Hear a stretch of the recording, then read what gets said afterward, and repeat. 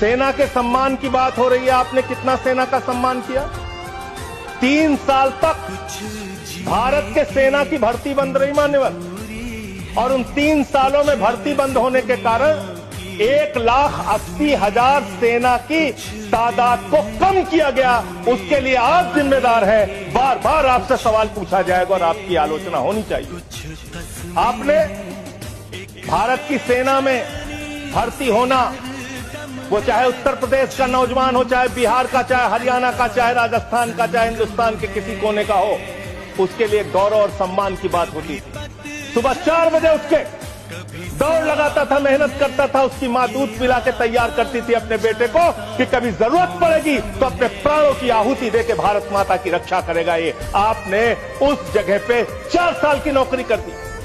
आप सेना के सम्मान की बात करते हैं। आपके पास